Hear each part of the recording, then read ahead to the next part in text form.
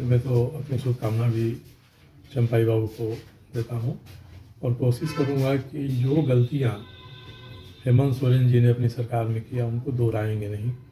हेमंत सोरेन की सबसे बड़ी गलती यही थी कि रघुवर दास जी के सरकार में जो घोटाला करने वाले थे, जो अनियमितता करने वाले थे, दलाली जो करते थे, उन सबों को धीरे धीरे अपने यहाँ उन्होंने रख लिया।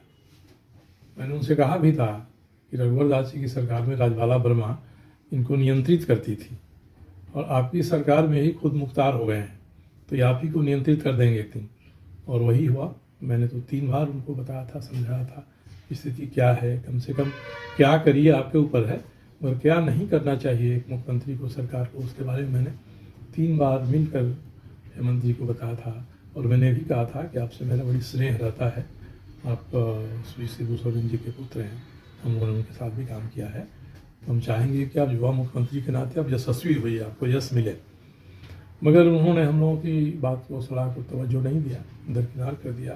अंत में जो रघुवर दास जी के समय में घोटाला करने वाले थे वही इनके यहाँ घोटाला किए, वो तो बच गए, राज्यपाल हो गए तो कोई केस भी नहीं हो सकता उनके ऊपर, मगर ये फंस गए। तो चंपई बाबू इन सब से सबक लें, सीख लें, और जो भी काम करें संविधान के हिसाब से, नियम कानून के हिसाब से वो सही हो। मुख्यमंत्री पद पर बैठा हुआ व्यक्ति ही अगर नियम तोड़ेगा और वही संविधान के खिलाफ काम करेगा तो हमसे, आपसे, दूसरे से क्या उम्मीद की जा सकती है? जो चोर उचक्के हैं, बेईमान हैं, उनसे क्या उम्मीद कर सकते हैं? अब ईडी समन दे रही है और कानून के हिसाब से मुख्यमंत्री नहीं जा रहे हैं, ईडी दिल्ली में खोज रही है तो चुपके चुपके भाग के आ जा रहे हैं। उनके विधायक प्रतिनिधि थे, वो कई महीनों से जेल में हैं, हटाया नहीं उन्होंने, शराब के मामले में, खान के मामले में, पूजा सिंघल के मामले में, और अभी हजारीबाग में कोयला की बड़ी चोरी हुई है कि इजहार अंसारी नाम का आदमी पकड़ा गया है। ये सारे मामले घूम फिर कर उन तक आएंगे।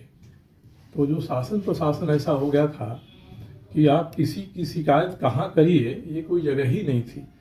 कोई सिपाही गलती कर रहा है, दारोगा क्या करिएगा, दारोगा गलती कर रहा है, इंस्पेक्टर क्या करिएगा, डीआईजी एसएसपी क्या करिएगा, ऊपर करिएगा डीजीपी के यहाँ। मगर यहाँ तो सबके सब लगता था कि कोई किसी की सुन ही नहीं रहा है। गांव देहात में एक कहावत थी कि एक नौजवान लड़का था, वो गांव की गली में खड़ा होकर लोग शंका कर रहा था।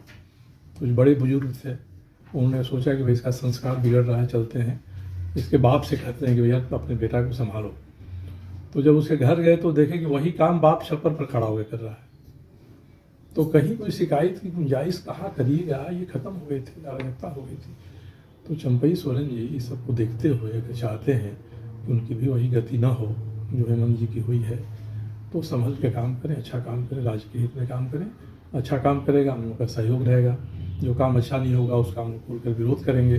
हम तो चाहते हैं कि समय बचा 8-9 महीना इस विधानसभा का, उसमें एक अच्छी सरकार राज्य को मिले ताकि जनता सुकून से रह सके इस राज्य में।